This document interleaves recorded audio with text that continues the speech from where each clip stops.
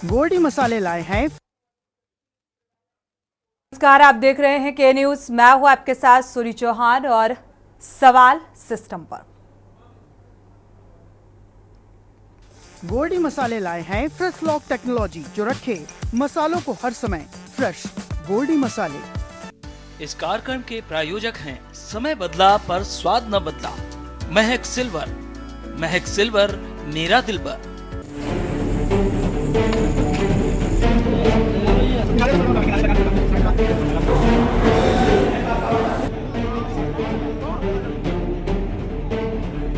Doctor के बैठने की जगह थी, उस जगह पर आगे गया।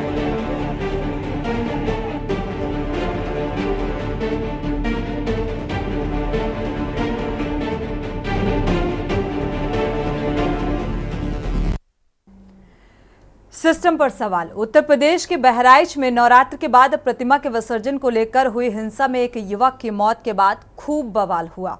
हंगामा अभी भी थमने का नाम नहीं ले रहा।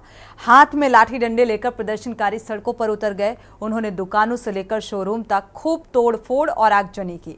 उपद्रवियों को कंट्रोल करने के लिए डीएम से लेकर एसपी तक सड़कों पर रहे, लेकिन प्रदर्शनकारियों ने किसी की नहीं सुनी। और इस घटना पर मुख्यमंत्री योगी आदित्यनाथ के निर्देश के बाद लखनऊ से एसटीएफ चीफ अमिताभ यश भी बहराइच पहुंचे।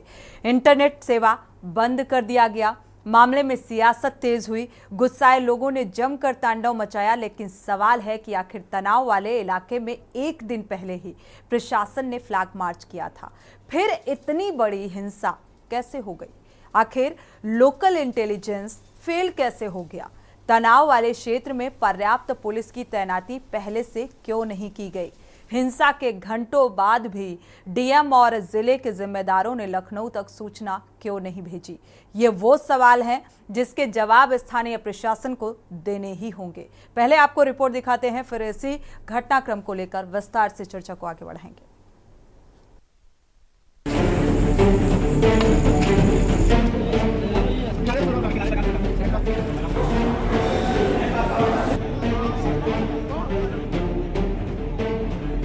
डॉक्टर के बैठने की जगह थी, उस जगह पर आगे गया।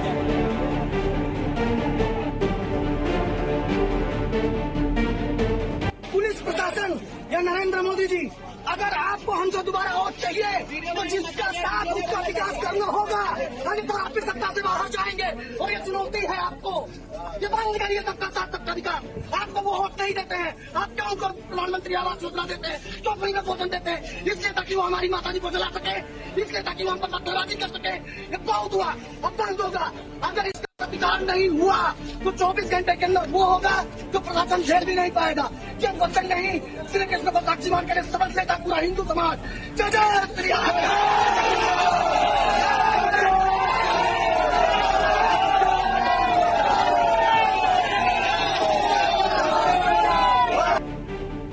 रविवार शाम उत्तर प्रदेश के बहराइच में प्रतिमा विसर्जन के बाद हुए पथराव और गोलीबारी में युवक की मौत के बाद बवाल थमने का नाम नहीं ले रहा है।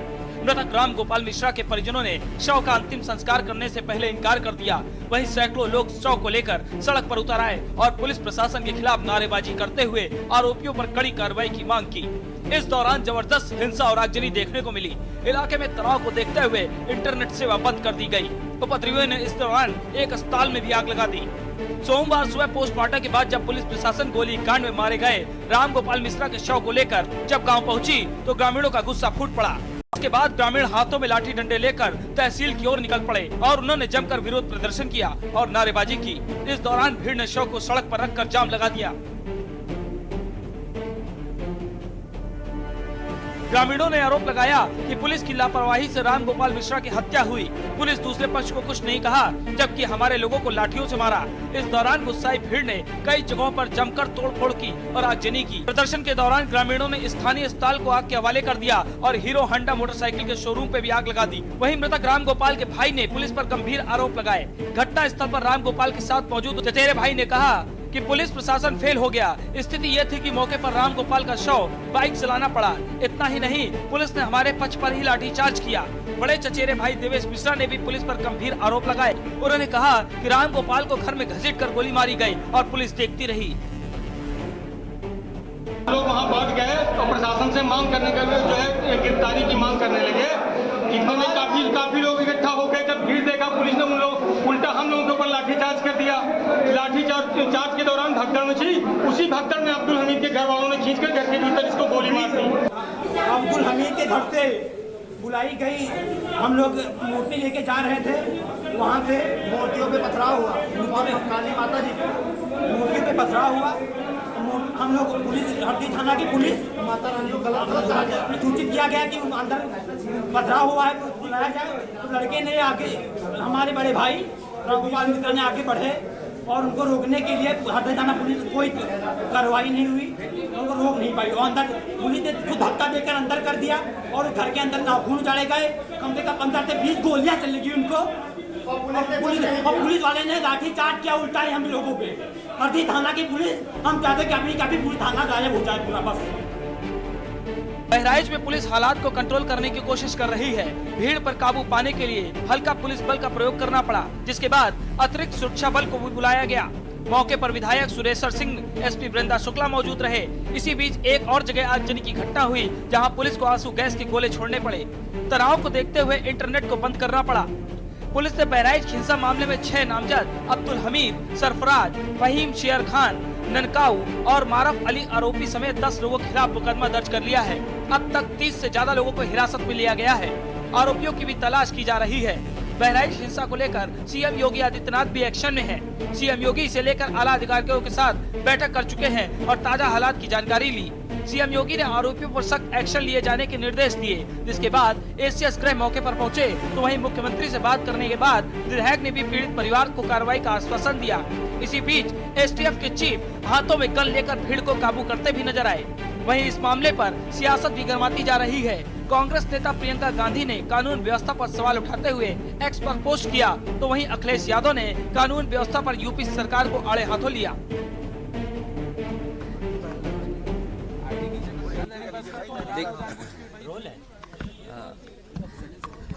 बहराइच को लेकर के सबसे पहले तो मेरी अपील होगी कि जो पक्ष उसमें हैं सभी लोग कानून व्यवस्था बनी रहे उसी दिशा में काम करें। जो घटना हुई है वो दुखद है और किस कारण हुई है प्रशासन, शासन और हमारे प्रेस के साथी आप सब जानते हैं। सरकार को न्याय करना चाहिए। एक चौकी इंचार्ज या वहां पर मौके पे कोई और छोटा अधिकारी हट जाए, उससे कानून व्यवस्था नहीं संभलेगी। रविवार को प्रतिमा विसर्जन के दौरान हुई हिंसा के बाद बवाल थमता नजर नहीं आ रहा है। गुस्साए लोगों ने जमकर तांडव मचाया, लेकिन सवाल है कि आखिर तनाव वाले इलाके में एक दिन पहले ही प्रशासन ने फ्लैग मार्च किया था, फिर इतनी बड़ी हिंसा कैसे हो गई? आखिर लोकल इंटेलिजेंस फेल कैसे हो गया? तनाव वाले क्षेत्र में पर्याप्त पुलिस की तैनाती पहले से क्यों नहीं की गई? हिंसा के घंटों बाद भी डीएम और जिले के जिम्मेदारों ने लखनऊ तक सूचना क्यों नहीं भेजी? ये सवाल हैं जिसके जवाब स्थानीय प्रशासन को देने ही होंगे। स्पेशल डेस्क के न्यूज इंडिया।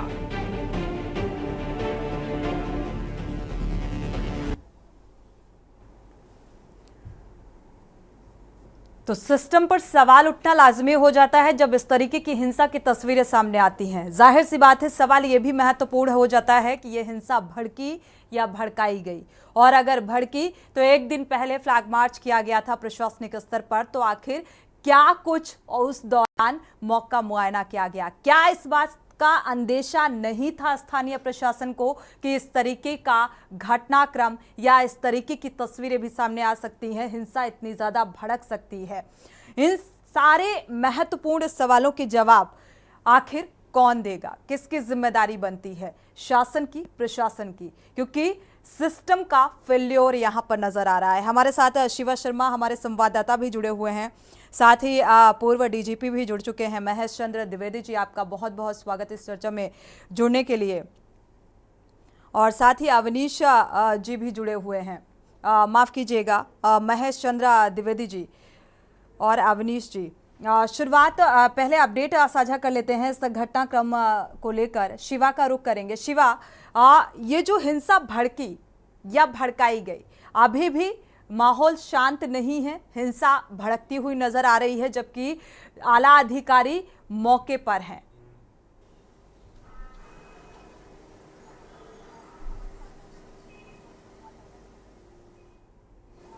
देखिए, घटना में सोनी बहुत ज़्यादा समय लग गया है। इस हिंसा को कंट्रोल कल रात ही में किया जा सकता था या अर्ली मॉर्निंग इस हिंसा को कंट्रोल किया जा सकता था, लेकिन गुस्साई भीड़ जो थी वो इसी बात से नाराज थी लगातार कि पुलिस ने उनके ऊपर भी लाठीचार्ज की। जो मूर्तियां विसर्जन उन्होंने रात में रोकी थी जब गोपाल मिश्रा की मौत हो गई थी, तो उससे लोग बहुत ज़्यादा परेशान थे। और जब ये कहा जाएगा कि पुलिस कर्मियों ने उनकी एक ना सुनी और जबरन उनसे मूर्ति विसर्जन कराने की बात कही गई और रात में उनसे लाठी फटकार करी गई, तो जब सवेरे गोपाल मिश्रा का शव उसके घर पर पहुंचता है, फिर घर पे एक रणनीति तैयार होती है कि तहसील पे शव रखकर प्रदर्शन करना है, आक्रोश व्यक्त करना है, उसके बावजूद भी वहां पर भी पुलिस ने लाठीचार्ज की। और सबसे बड़ी बात है सोनी, इस बात को लेकर के पुलिस हेडक्वार्टर को पूरी संजीदगी शायद बताई नहीं गई थी इस घटनाक्रम की।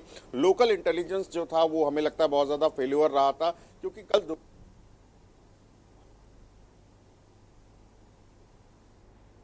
मुख्यमंत्री डीजीपी जानकारी लेते हैं, तब एडीजी लॉ एंड ऑर्डर मौके पर जाते हैं, वहां पर स्थिति का मोर्चा संभालने जाते हैं। डीआईजी और एसपी कल रात से मोर्चा संभाल रही है। तो लोगों की नाराजगी इस बात से भी है कि घटना जो हुई सो हुई, जो आप लोग कार्रवाई करेंगे सो करेंगे, लेकिन मांग ये है कि पहली बात तो दोषियों को फांसी होने की सजा होनी चाहिए, उनके घर पर बुलडोजर का एक्शन होना चाहिए, साथ ही साथ उनके लोगों पर जो मूर्ति विसर्जन करने जा रहे थे उनके ऊपर लाठीचार्ज पुलिस ने क्यों की। तो एक आक्रोश जो है वो पुलिस प्रशासन के खिलाफ भी है कि उन्होंने ना चाहते हुए भी हम लोगों की जो उनकी सुरक्षा करनी चाहिए थी, जो जुलूस उनके साथ उनकी सुरक्षा के तहत निकलना चाहिए था, वो पुलिसकर्मी ही उन पर लाठी बरसाने पर उतरा है।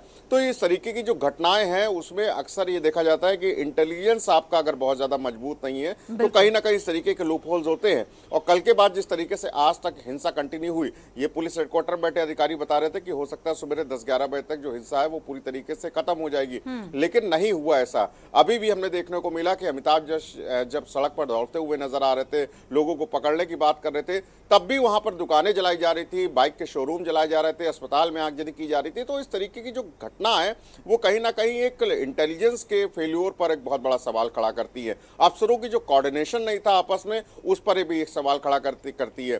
तो तमाम जो पुलिस के अधिकारी वहां पर मौजूद थे वो आखिरकार एकजुट होकर के उनकी क्यों राय नहीं थी, इतनी बड़ी जो घटना हुई उसमें इतना समय क्यों लग गया इस घटना पर पूरी तरीके से इसमें शांति व्यवस्था पाने में। तो अभी भी जो है घटना वो पूरी तरीके से शांत नहीं हुई है, अभी भी लोगों में उबाल है और लोग इस बात की मांग कर रहे हैं कि जो आरोपी हैं, जितने भी घटनाक्रम को अंजाम दिया है, सभी लोगों की गिरफ्तारी हो और सभी लोगों पर एक तरफा एक तरीके की कार्रवाई हो। बिल्कुल, कार्रवाई की मांग, लेकिन इस हिंसा का जिम्मेदार किसे माना जाए, ये भी महत्वपूर्ण सवाल। हमारे साथ कांग्रेस प्रवक्ता भी जुड़ चुके हैं, अवनीशा काजला जी, आपका बहुत बहुत स्वागत है इस चर्चा में शामिल होने के लिए। प्रतिक्रिया ले लेते हैं, पहले अंकित चौधरी जी का रुख कर लेते हैं, भारतीय जनता पार्टी के प्रवक्ता जुड़े हुए हैं। अंकित चौधरी जी, ये किसका फेल्योर आप देख पा रहे हैं?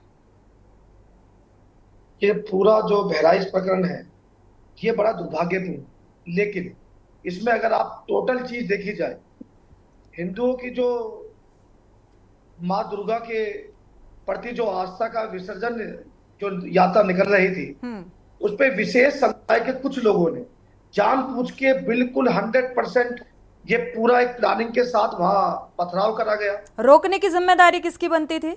बताता हूँ पूरी बात, एक मिनट सोनी जी मुझे कर लेनी चाहिए, फिर मैं अपनी सारी बातों का जवाब देने के लिए ही इस डिबेट में बैठा हूँ जी। ये पक्का है, रोकने की जिम्मेदारी वहां के जिला प्रशासन, जिला अधिकारी और एसपी महोदय साहब की, लेकिन उसके साथ साथ ये तो ठीक था, लेकिन आपकी जो मेन मानसिकता है, मैं केवल उस पर बात करूंगा। ये मेन मानसिकता ये आज ही नहीं, ये पहले से प्लानिंग हुई। ये फेलियर मानता हूँ, वहां की एलआईयू का फेलियर था कि वो नहीं तय कर पाई, लेकिन उसके बाद लगातार, और प्रशासन में जहां वहां जिला अधिकारी और एसपी, उनकी भी भूमिका, उनकी जिम्मेदारी क्या है, इसके लिए माननीय मुख्यमंत्री जी लगातार बहराइच पर अपनी निगाह बनाए हुए हैं। इसके ही लिए क्या नाम है, लखनऊ से लगातार एक एडीजे और सचिव गृह दोनों भेजे गए हैं, और ये पूरा प्रकरण बहुत दुर्भाग्यपूर्ण है। मेरा केवल अब यही निवेदन है, बहराइच के लोगों से शांति बनाए रखें, और जो लोग इनमें दोषी हैं उन पर सख्त कार्रवाई होगी, कार्रवाई भी ऐसी होगी। इस बात की अपील तो के न्यूज भी कर रहा है कि भाई शांति का माहौल होना चाहिए, लेकिन सांप्रदायिकता भड़की और एक दिन पहले फ्लैग मार्च होता है, बावजूद इसके लोकल इंटेलिजेंस का फेल्यूर क्यों सामने आ रहा है? सवाल तो ये है, जब सूबे के मुखिया की गंभीरता नजर आती है, वो आला अधिकारियों को निर्देशित करते हैं, तो आला अधिकारी मौके पर पहुंचते हैं, पहले क्यों नहीं? अगर ये तैयारी पहले से होती तो शायद ये हिंसा की तस्वीरें इतनी इस तरीके से सामने नहीं आ रही होती, ये तोड़फोड़ और आगजनी की तस्वीरें सामने नहीं आ रही होती, शांति का माहौल होता यहाँ पर।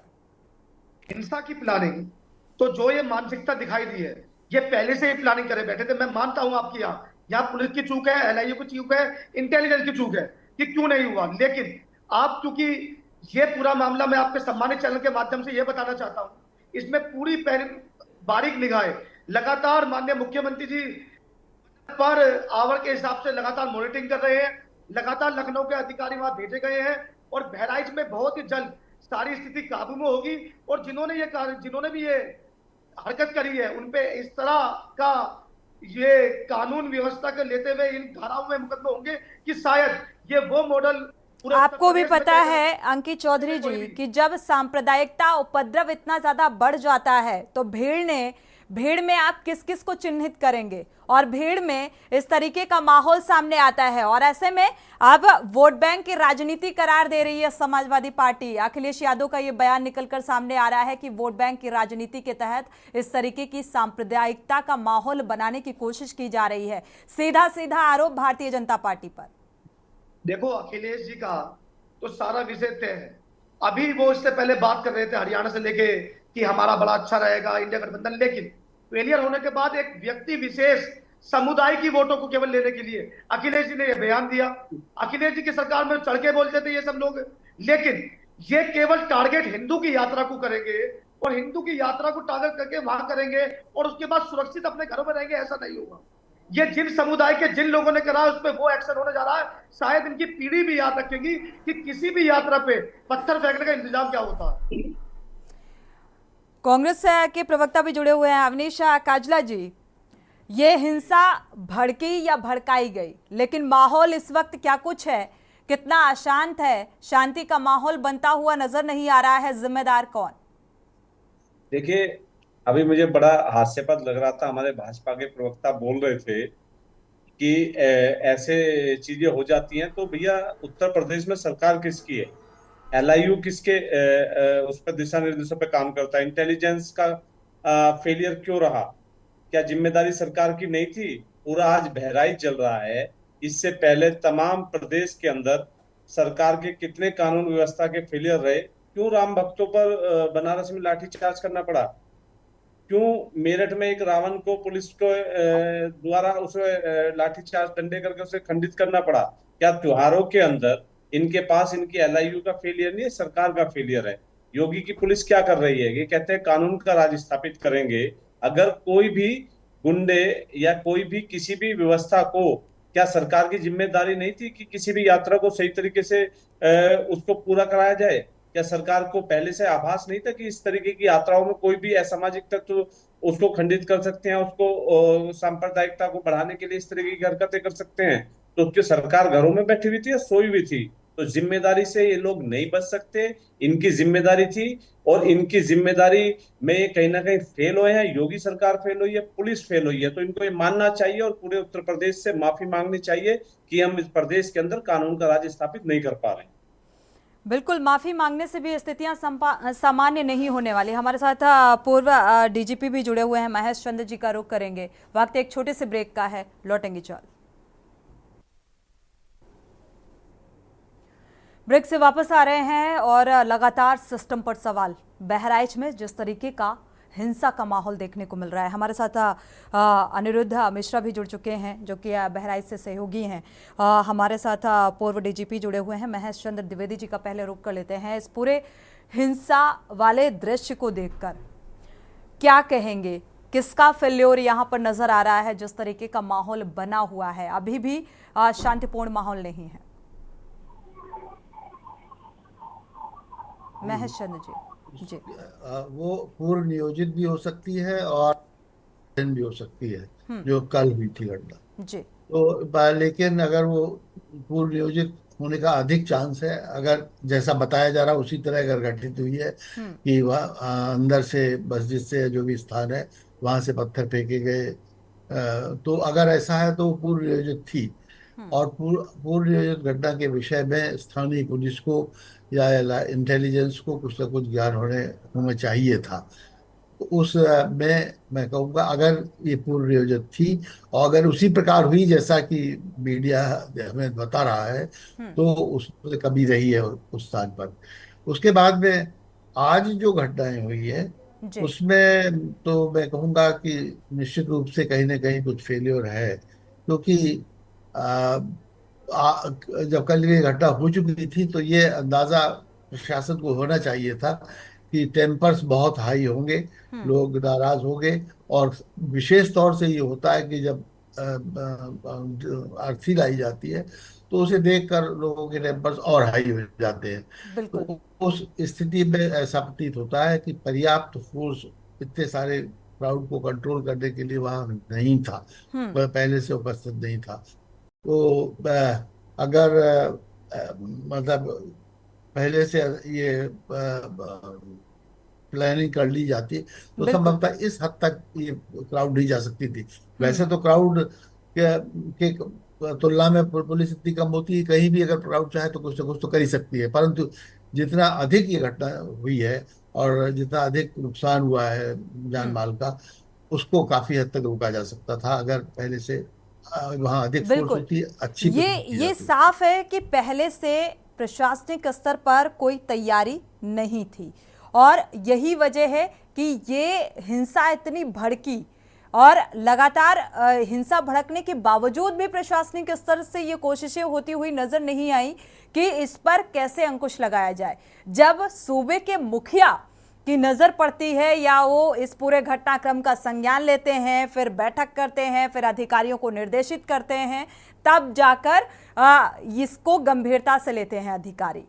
और इसके साथ साथ पूरा सिस्टम आता है, वो चाहे शासन स्तर पर हो चाहे प्रशासन स्तर पर, सभी सवालों के घेरे पे कि आखिर इतनी सख्ती के बावजूद भी जो आला अधिकारी हैं उनके जहन में सूबे के मुखिया का निर्देश भी काम करता हुआ नजर नहीं आ रहा है। क्यों अपनी जिम्मेदारी को नहीं समझ रहे हैं? हमारे साथ हमारे सहयोगी बहराइच से जुड़ चुके हैं, अनिरुद्ध मिश्रा जी का रुख करते हैं। क्या ताजा हालात हैं अभी यहाँ के?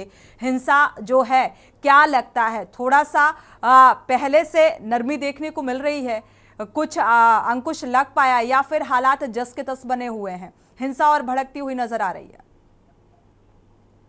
जी बिल्कुल सोनी जी, बताना चाहेंगे कि जिले की कमान मुख्यमंत्री ने संभाली है। अब घटना स्थल पर एडीजी एलओबी पहुंचे, आईजी और जिले के अधिकारियों कायम कर रहे हैं, तो वही नेट की सुविधा को भी बंद करवा दिया गया है। जिले के महाराजगंज बाजार में हुई आगजनी और पथराव के बाद मामला काफी आगे बढ़ गया था। मुख्यमंत्री ने घटना को संज्ञान लेकर ADG law and order helicopter से मौके पर पहुंचे। बवाल को देखते हुए नेट बंद करवा दिया गया। जिले के हरदी थाना क्षेत्र में कल मूर्ति विसर्जन के दौरान अराजक तत्वों द्वारा मूर्ति पर पथराव के बाद फायरिंग कर दी गई। इसके बाद इस घटना में एक युवक की जान चली गई। मुख्यमंत्री योगी आदित्यनाथ को जैसे ही घटना की जानकारी हुई, अराजक तत्वों पर बड़ी कार्रवाई की बात कही गई थी। मुख्यमंत्री द्वारा ट्वीट किए जाने के बाद बहराइच पहुंचे गोरखपुर जोन के एडीजी के एस प्रताप ने मोर्चा संभालते हुए कार्रवाई की बात कही थी। वहीं लापरवाही बरतने के मामले में हरदी थाना अध्यक्ष मौके के चौकी प्रभारी को लाइन हाजिर कर दिया गया है। प्रजा द्वारा शौक को रखकर प्रदर्शन किया गया था। इसके बाद प्रतिमा विसर्जन को महासमिति के पदाधिकारियों के द्वारा रोक लगा दिया गया था। जो इस मामले की जानकारी जैसे ही मंडल के अधिकारियों को हुई, वैसे ही दल बल के साथ बहराइच में डेरा डाल दिया और लोगों को मनाते हुए नजर आए। वहीं मूर्ति विसर्जन के दौरान पुलिस को हल्का बल का प्रयोग भी करना पड़ा। वहीं गुस्साई भीड़ द्वारा कई जगहों पर आगजनी लेकिन ये जो आरोप निकलकर सामने आ रहा है अनिरुद्ध कि जो इस मूर्ति विसर्जन में शामिल थे हिंदू धर्म के लोग, या इस तरीके से जो प्रतिक्रियाएं निकलकर सामने आई, अगर इसके आधार पर बात की जाए तो इनका कहना है कि पुलिस ने लाठीचार्ज उन्हीं के ऊपर किया, ना कि उपद्रव माहौल बिगाड़ने वाले के ऊपर। माहौल बिगाड़ने वालों के ऊपर उस समय पुलिस की बहुत हल्का पल रहा और वो सुरक्षा बल को लेकर बहुत हल्के में लेकर रहे और जब फायरिंग हुई, गोली चली, युवक की मौत हुई, तो मूर्ति विसर्जन कराने जा रहे महासमिति के पदाधिकारियों ने उसका विरोध किया और उपद्रव किया। उसको लेकर लाठीचार्ज की गई, भीड़ हटाने के लिए की गई। लेकिन जिन लोगों पर यह विवाद उत्पन्न हुआ, जहां पर विवाद उत्पन्न हुआ, उसको लेकर अभी पुलिस कहीं ना कहीं लापरवाही बरती गई, सुरक्षा दृष्टि में कमी पाई गई। अगर पुलिस सख्त होती और पुलिस का सुरक्षा कवच एकदम मजबूत होता तो ये उपद्रव और ये हिंसा तो होती ही नहीं और ना ये बड़ी हिंसा इतनी नहीं बढ़ती अनिरुद्ध। लेकिन अभी के हालातों का अगर जिक्र करें तो चूंकि हाईवे भी पूरी तरीके से घेर लिया था, यहाँ पे भी पूरा जो भीड़ है पीछे हटने को तैयार नहीं थी। आला अधिकारियों के घटनास्थल पर पहुंचने के बावजूद पिस्टल लेकर खुद एसटीएफ चीफ सड़क पर नजर आए, भीड़ के पीछे दौड़ते हुए नजर आए। बावजूद इसके देखा जाए तो क्या अब कुछ शांति देखने को मिल रही है या फिर वैसा ही माहौल बना हुआ है? जैसे गुस्साई भीड़ द्वारा जब कई जगहों पर आगजनी की गई तो लोगों का कहना है कि घटना को अंजाम देने वालों पर सख्त कार्रवाई की जाए, नहीं तो विवाद ऐसे ही चलता रहेगा। हालांकि विवाद को बढ़ता देख जनपद के इंटरनेट सेवा बंद कर दी गई। मुख्यमंत्री ने कमान संभालते हुए ADG law and order Amitabh Jag को भेजा। वहीं मौके पर लोगों से बात कर मामले की शांत करवाने में लगे। लेकिन अब बवाल गांव तक पहुंच गया तो रोक कर लोगों को पीटे भी जा रहे थे, बस से उतार के लोगों को पीटे जा रहे थे, जिसको लेकर उपद्रव इतना हुआ कि अमिताभ जग ने पिस्टल लेकर भीड़ को दौड़ाया, तब भीड़ जाके शांत हुई। तो क्या धार्मिक संगठनों के लोगों से बातचीत करने की कोशिश की गई प्रशासनिक आला अधिकारियों की तरफ से? हाँ बिल्कुल, प्रशासनिक आला अधिकारी ने बात किया और लोगों को ये किया। मुख्यमंत्री के वार्ता के भी बाद सौ को परिवार के लोगों ने बड़े भाव से मतलब अब 100 को मुखाग्नि भी दी गई है।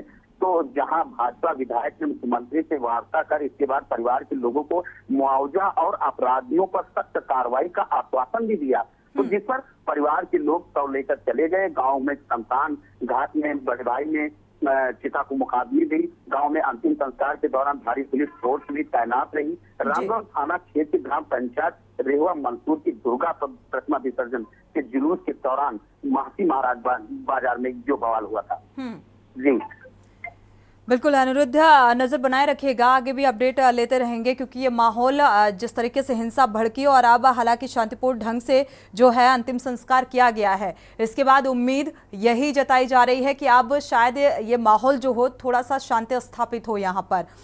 हमारे साथ खास मेहमान जुड़े हुए हैं, रुक कर लेते हैं। शिवा भी लगातार जुड़े हुए हैं इस घटनाक्रम को लेकर। भारतीय जनता पार्टी के प्रवक्ता का रुख करते हैं अंकित चौधरी जी का। अंकित चौधरी जी, देखा जाए तो इसे वोट बैंक की राजनीति से जोड़कर देखा जा रहा है।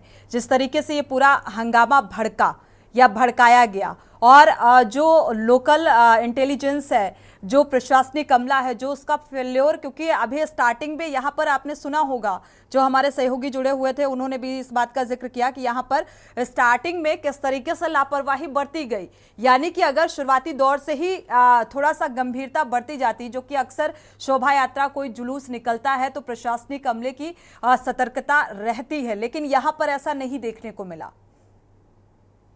सोनी जी, आपकी बात ठीक है, जवाबदेही भी उसकी होती है जिसकी सरकार होती है। हम जवाबदेही से पीछे नहीं हट रहे। पहली चीज, किसका फेलियर है, किस सिस्टम का है, किस अधिकारी का नहीं। आरोप इस तरीके के भी निकलकर सामने आ रहे हैं ना। समाजवादी पार्टी के मीडिया सेल का एक पोस्ट ट्वीट आया है जिसमें साफ तौर पर यह लिखा हुआ है कि जो राम गोपाल है जिसकी इस पूरे घटनाक्रम में मौत हुई, वो एक घर में घुसता है, वहां से हरा झंडा निकालता है, फिर भगवा झंडा फहराता है। तो ये जहर, ये दिल दिमाग जहन में डालने की कोशिश किसने की? ये आरोप इस तरीके के निकलते सामने आ रहे हैं और ये पूरी हिंसा की जिम्मेदारी भारतीय जनता पार्टी के नेताओं की है और ये वोट बैंक की राजनीति है। इस तरीके के आरोप सोनी, वोट बैंक का हम काम नहीं करते। हम सबका साथ, सबका विश्वास और सबके विकास के लिए काम करते हैं। इसका रोल मॉडल भी आपने हरियाणा में देखा है। दूसरा, लेकिन ये विषय हरियाणा का नहीं, ये गंभीर विषय है, बहराइच चल रहा है। दूसरा विषय जो है, आप ये देखिए हिम्मत की, जब से ये लगातार हरियाणा के रिजल्ट के बाद भी आए हैं, किस तरह मानसिकता हो गई है, किस तरह हिंदू की शोभा यात्रा को बनाया। मैं पुलिस का, LIU का और इंटेलिजेंस की सिस्टम मानता हूं कि वो फेल हुआ, लेकिन माननीय मुख्यमंत्री जी इसे जब से पता है लगातार लखनऊ से अधिकारी एसटीएफ के जरिए या एडीजे एलओ के जरिए या गृह सचिव के जरिए लगातार बहराइच में है और 100% कुछ ही और समय में पूरा बहराइच कंट्रोल में आ जाएगा। लेकिन जिन लोगों ने ये काम करा है, मैं आपके सम्मानित चैनल के सामने से उन सबके लिए कहता हूं, जिसने भी ये पथराव काम विसर्जन की यात्रा पर करा है उनके खिलाफ वो एक्शन होगा कि भविष्य में उनकी पीढ़ी भी याद रखेगी कि भारतीय जनता पार्टी की सरकार में हिंदू की यात्रा पे, देवी की यात्रा पे उपद्रव करना और पत्थर फेंकने में क्या सजा मिलती है। चलिए ये देखना होगा, क्योंकि अभी तो माहौल फिलहाल देखा जाए इतना शांतिपूर्ण तरीके से नजर नहीं आ रहा है, लेकिन अभी तक का जो अपडेट निकलकर सामने आया, लेकिन भीड़ में जो हिंसा फैलाई जिन लोगों ने, उनके खिलाफ उनको कैसे चिन्हित किया जाएगा और क्या कार्रवाई की जाएगी उस पर नजर रहेगी। हमारे साथ कांग्रेस के प्रवक्ता भी जुड़े हुए हैं, अवनीश काजला जी। ऐसे समय में समाजवादी पार्टी के मीडिया सेल का ये पोस्ट क्या उचित है? देखिए, क्या आपको नहीं लगता कि ये एक तरीके से हिंसा भड़काने का प्रयास किया जा रहा है? राजनीतिक स्वार्थ होना चाहिए, लेकिन ऐसे माहौल में और उकसाने का काम राजनीतिक रोटियां सेकनी चाहिए। देखिए, मैं सबसे पहले आपके चैनल के माध्यम से भी एक अपील जनता से करता हूं बहराइच की, कि शांति व्यवस्था बनाए रखे, प्रदेश के अंदर कानून का राज होना चाहिए। देखिए सोनी जी, सबसे बड़ी दुर्भाग्य की बात है, ये कोई पहली घटना नहीं है उत्तर प्रदेश में। आपने देखा ये पूरा सिस्टम हाथरस में फेल हुआ था, किस तरीके की LIU ने और इंटेलिजेंस की रिपोर्ट के बावजूद भी वहां कितने लोग मरे थे। और आप देखिए, अभी हमारे साथी बोल रहे थे कि ये घटनाक्रम हुआ है, कैसे हुआ है। मैं एक उदाहरण देना चाहता हूँ। बरेली में एक SSP ने एक इसी तरीके के घटनाक्रम को रोका था, तो उसको प्रोत्साहन देने के लिए प्रभाकर जी को प्रोत्साहन देने की बजाय सरकार ने उनका ट्रांसफर कर दिया। तो ये सरकार भी समझती है कि जब ध्रुवीकरण होगा, ये सबका साथ सबका विकास की बात जरूर करते हैं, लेकिन नफरत के बीज अगर बोने का कोई काम करता है तो भारतीय जनता पार्टी के लोग हैं और RSS की विचारधारा के लोग हैं। आप देखिए कि नफरत क्यों उसके घर में घुस के इस तरीके की घटनाक्रम किया गया। मैं समझता हूं कि किसी को उकसाने का काम करना, चाहे घटना से पहले हो या घटना के बाद हो, वो हमारे समाज के लिए सही नहीं है, चाहे वो किसी भी पार्टी के द्वारा किया जाए। तो सोचना ये पड़ेगा कि सरकार इनकी है, इस समय जिम्मेदारी इनकी है, जवाबदेही इनकी सुनिश्चित होनी चाहिए कि किस तरीके से ऐसे असामाजिक तत्वों को रोका जाए, इस तरीके के उकसाने की घटनाओं को रोका जाए, कि इस तरीके की चीजें ना हो। तो अपने उस पर इन्हें गंभीर चिंतन करना चाहिए, मनन करना चाहिए कि इतनी बड़ी घटना हो जाती है, उसके परिणाम कितने गंभीर होते हैं। आप समझिए, उत्तर प्रदेश में उपचुनाव है और ये लोग चाहते हैं कि प्रदेश के अंदर एक ऐसी ध्रुवीकरण की राजनीति का संदेश दिया जाए जिसपे इनकी राजनीतिक रोटियां सेकने का ये काम करते हैं और हर चीज को ये चुनाव से जोड़ के देखना चाहते हैं। आप समझिए कि कोई भी चीज होती है, ये उसको चुनाव से और सांप्रदायिक रंग देने का काम करते हैं। तो इनकी सोच ही है। हरियाणा चुनाव जो अवनीश जी हुआ है, हरियाणा में कौन सी सांप्रदायिकता की बात करी भारतीय जनता पार्टी ने? कब उत्तर प्रदेश में सांप्रदायिकता की बात करी? मैं जवाब देता हूँ अंकित जी, वहां हरियाणा में सांप्रदायिकता की बात जाट नॉन जाट किसने किया?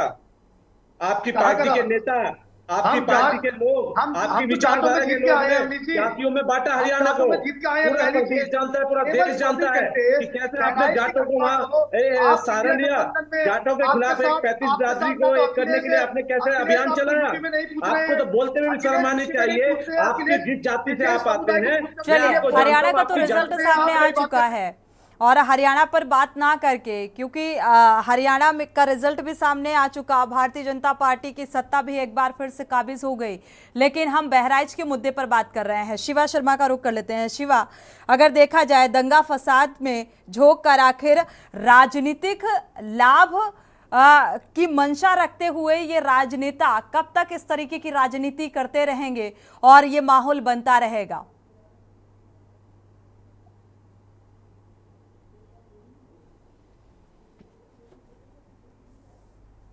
तो हमको कभी नहीं भूलना चाहिए कि ये कोई हिंसा मामूली हिंसा नहीं है, ये सांप्रदायिक हिंसा है, कम्युनल वायलेंस जिसको कहते हैं। और इसकी चर्चा सिर्फ उत्तर प्रदेश में नहीं बल्कि अन्य राज्यों के अलावा देश के बाहर भी जाएगी कि सरकार में रहते हुए और इतनी टाइट गवर्नमेंट होते हुए भी जो दंगा था वो 2 दिन तक भड़का। पुलिस अफसर और वहां पर प्रशासन स्तर के जो अफसर बैठे थे वो इसको संभाल नहीं पाए। लखनऊ से पुलिस अफसरों की शासन स्तर पर जो टीमें गई वो इतनी देर पे क्यों गई। तो ये तमाम जो सारे लूपहोल्स हैं ये आज आप घटना कंट्रोल कर लेंगे, हो सकता है शाम तक या कल तक इस घटना पे कुछ गिरफ्तारियां भी कर लेंगे, कुछ कार्रवाई भी कर लेंगे, लेकिन इसका छाप जो है वो बहुत बुरा छोड़ जाते हैं। तो तमाम सवाल इसी वजह से उठते हैं कि आप अगर कोई सांप्रदायिक हिंसा से पहले अगर कोई तैयारी करते हैं उससे निपटने की, क्योंकि हमेशा से कहा जाता है कि इस तरीके के त्यौहार जब आते हैं, मूर्ति विसर्जन हुआ, 12 वफात हुआ, दिवाली हुआ, होली हुआ, इस तरीके से प्लान से पहले लगातार मुख्यमंत्री हो या बड़े अफसर हो इस बात की वीडियो कॉन्फ्रेंसिंग करते हैं और वो लगातार इस बात को कहते हैं कि जिस जगह से जुलूस निकलना हो उस रास्ते को क्रॉस चेक करें। ना सिर्फ लोकल पुलिस बल्कि डिस्ट्रिक्ट एडमिनिस्ट्रेशन के अफसर भी, लोकल इंटेलिजेंस यूनिट भी, स्टेट इंटेलिजेंस यूनिट, सब आपस में मिलजुल करके काम करे और कोई भी जरा सी भी तिनके भर की अगर किसी को भनक लगती है, कुछ हवा लगती है कि यहाँ कुछ गड़बड़ है तो सबको वही सूचना पास ऑन करे। हमको लगता है कि बहराइच में सोनी इस तरीके का काम नहीं हुआ है। जिस जगह से मूर्ति विसर्जन यात्रा निकल रही थी, दुर्गा मूर्ति निकल रही थी, उस जगह मस्जिद भी था, उस जगह जो विशेष समुदाय का इलाका था वो भी वहां था और वहां पर डीजे तेज बजाने को लेकर के ही विवाद छेड़ा था और उसी वजह से इतनी बड़ी घटना हुई और जिसमें एक लोगों की मौत हो गई। तो जरूर एक बड़ी कहानी कही जाएगी कि लोगों का जल्दी रिएक्ट ना करना और बहुत जल्दबाजी में बहुत कुछ रिएक्ट कर जाना, ये दोनों अपने अपने बड़े लूप होल्स हैं और शायद ये घटना इसीलिए दूसरे दिन भी पनपती रही। अब इसको कितना समय और लग जाएगा ये खैर मौके पर अफसर पहुंचे ये सब वही तय करेंगे। लेकिन सबसे बड़ी बात यह कि जब गवर्नमेंट में एक अच्छे लॉ एंड ऑर्डर की बात कर रहे हो, जब एक अच्छी शांति कानून व्यवस्था की बात कर रहे हो, जब जीरो टॉलरेंस की नीति की बात करती हो और ऐसे में बहराइच जिले के अंदर सांप्रदायिक हिंसा हो जाना कहीं ना कहीं सवाल व्यवस्था जो कानून व्यवस्था है उस पर सवाल जरूर खड़े करता है। तो जिम्मेदारी भी तय होगी, अफसरों पर गाज भी गिरी जाएगी, लेकिन सबसे बड़ी प्रश्न यही है कि आखिरकार ये हिंसा कंट्रोल कब होगी और किस तरीके से होगी। बिल्कुल, हमारे साथ पूर्व डीजीपी भी जुड़े हुए हैं, महेश चंद्र त्रिवेदी जी का रुख करेंगे। महेश चंद्र जी, ये घटना घटित हुई, इस मामले में थाना इंचार्ज, चौकी इंचार्ज को जो प्रभारी हैं उनको सस्पेंड किया गया। अब ऐसे मामले में जैसा कि भारतीय जनता पार्टी के प्रवक्ता कह रहे हैं कि भाई जल्द से जल्द जो है आरोपियों को चिन्हित किया जाएगा। भीड़ में उपद्रवियों को चिन्हित करना कितना मतलब आसान होता है अगर देखा जाए। कानून व्यवस्था को लेकर बार बार सवाल खड़े हो रहे हैं। इस तरीके की हिंसा अगर भड़कती है तो सीधा सीधा सवाल सिस्टम पर खड़ा होता है। देखिए, जहां तक चिन्हित करने का सवाल है जी, तो ये निश्चित रूप से कठिन होता है और इसीलिए जितनी सांप्रदायिक दंगे होते हैं उनके जब मुकदमे चलते हैं तो बहुतों में लोग ज्यादातर में छूट जाते हैं क्योंकि वो चिन्हित करना कठिन होता है। लेकिन मैं कह नहीं सकता, हो सकता है वहाँ कहीं सीसीटीवी हो या अब आजकल क्योंकि इसमें फोन में भी लोग वीडियो बना लेते हैं, तो ऐसी कोई एविडेंस हो वो एक बात।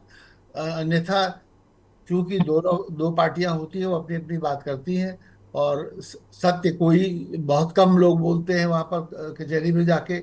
उस स्थिति में कचहरी को भी मुश्किल हो जाता है कि न्यायपूर्ण ये निश्चित कर पाए कि किसने हिंसा की है।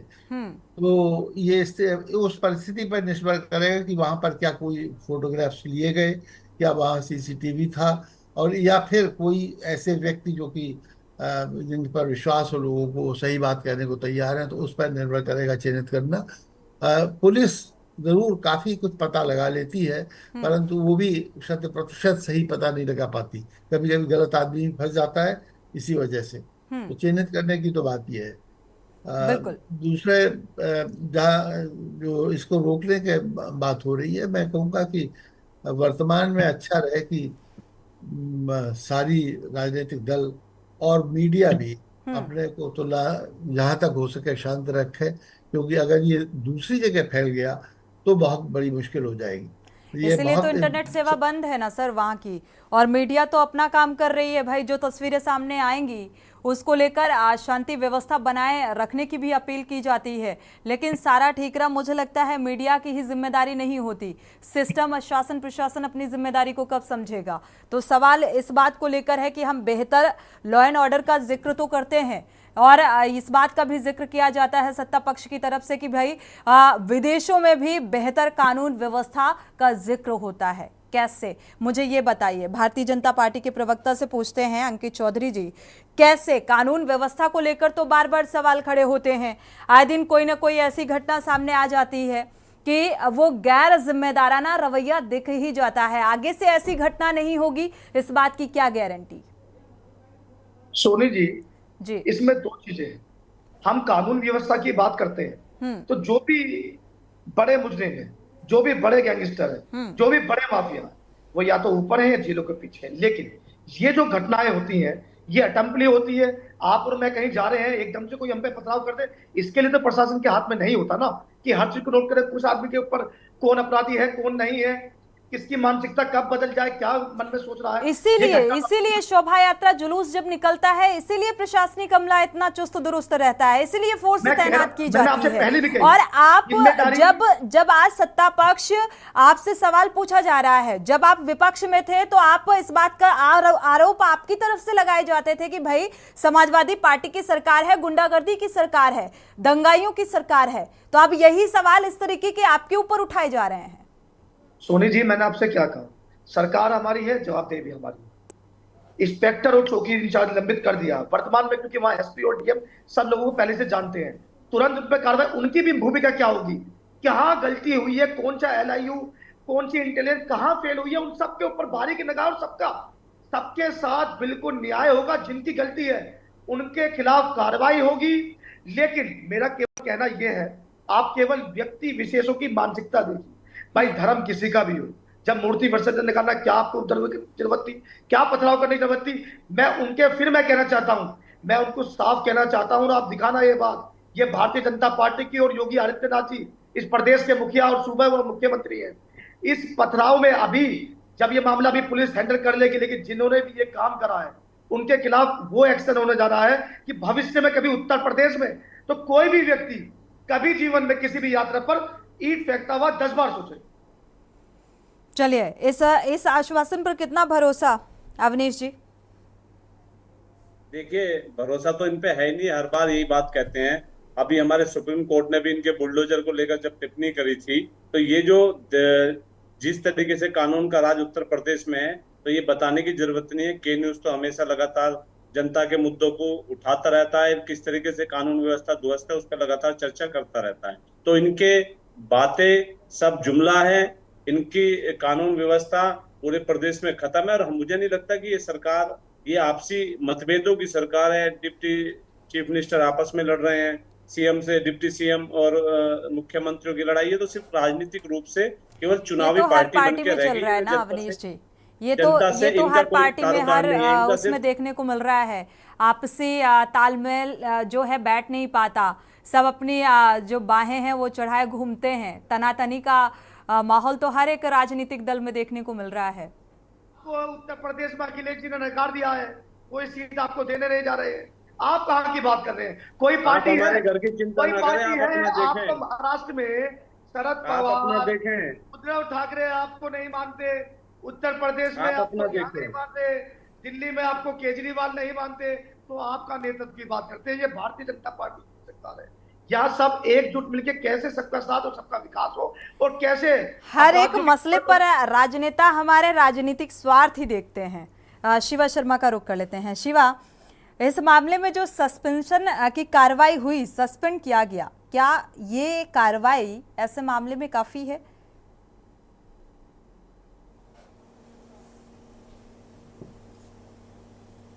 देखिए, बिल्कुल सोनी नहीं, क्योंकि थाना स्तर पर कोई ऐसा नहीं है कि बहुत ज़्यादा जिम्मेदारी होती है। लोकल इंटेलिजेंस यूनिट होती है, उस क्षेत्र के कांस्टेबल होते हैं, हेड कांस्टेबल होते हैं, सब इंस्पेक्टर होते हैं, दरोगा होते हैं, CO LIU होते हैं जो पूरे ज़िले की जिम्मेदारी संभालते हैं। उनके ऊपर सर्कल अफसर रहते हैं, उनके ऊपर एडिशनल SP रहते हैं और SP रहता है। और इन सभी पुलिस हमलों के साथ मिल करके जिला प्रशासन के अफसर भी काम करते हैं, जो इस तरीके के धार्मिक जुलूस को निकालने के लिए एक व्यवस्था करते हैं। एक पूरी लॉ एंड ऑर्डर की स्थिति बनाने के साथ कितने लोग होने चाहिए, कितनी पुलिस फोर्स होनी चाहिए, प्रशासनिक अमले के अफसर कितने आगे पीछे होने चाहिए कि अगर किसी तरीके की हिंसा अगर होती है तो उसमें जो फोर्स का डिप्लॉयमेंट किया गया है किस तरीके उस स्थिति को काबू कर ले। तो सभी की बराबर की जिम्मेदारी है और सिर्फ चौकी इंचार्ज को और थाना अध्यक्ष को सस्पेंड कर देना ये कोई एक बहुत बड़ा काम नहीं है। हमेशा हमने देखा है कि इस तरीके की अगर हिंसाएं होती हैं या इस तरीके कोई घटनाक्रम होते हैं तो निचले स्तर के अधिकारी को सस्पेंड कर दिया जाता है या उन्हें लाइनाजित कर दिया जाता है। अब कार्रवाई बड़े अफसरों पर होनी चाहिए। देखिए, इस मूर्ति विसर्जन में सबसे ज्यादा सांप्रदायिक हिंसा बहराइच में भड़की, तमाम और भी जिले हैं। लखनऊ में भी मूर्ति विसर्जन का कार्यक्रम हुआ, किसी तरीके को कोई घटना नहीं हुई। कानपुर में भी हुआ, उन्नाव में हुआ, फर्रुखाबाद में हुआ। पश्चिमी उत्तर प्रदेश के कई संवेदनशील जिले हैं, वहां पूरी तरीके से संपन्न हो गया। तो आखिरकार बहराइच में ऐसी घटना क्यों हो गई? तो कहीं ना कहीं मिसकम्युनिकेशन है, जो कम्युनिकेशन का जो गैप है वो हमको देखने को मिलेगा। लोगों की लापरवाही भी होगी और अगर ये पूरी घटना सुयोजित तरीके से है तो किनके किनके लोग इसमें इन्वॉल्व है ये जरूर देखने वाली बात होगी। थोड़ा सा जरूर वक्त लगता है किसी भी इन्वेस्टिगेटिव एजेंसी को इस मामले को खंगालने के लिए कि आखिरकार घटना हुई कैसे, लेकिन कितना वक्त लगेगा ये देखना होगा। शिवा, शुक्रिया इस तमाम जानकारी को साझा करने के लिए। आप सभी मेहमानों का बहुत बहुत शुक्रिया इस चर्चा में शामिल होने के लिए। लेकिन सवाल सिस्टम पर उठना लाजमी हो जाता है जब इस तरीके की घटनाएं सामने आती है कि आखिर सत्तालोभी दल के जो नेता हैं वो कब तक ऐसे ही हिंसा की आग में समाज को झोंकते रहेंगे, अपनी जिम्मेदारी को कब समझेंगे। और जब ऐसा घटनाक्रम सामने आता है तो सवाल शासन से भी होते हैं और प्रशासन की भी जिम्मेदारी बनती है कि ऐसे मामलों में अपनी जिम्मेदारी को समझें और जवाब दें। इसी के साथ जनहित में इतना ही। आगे खबरों के लिए आप देखते रहिए के न्यूज़ इंडिया।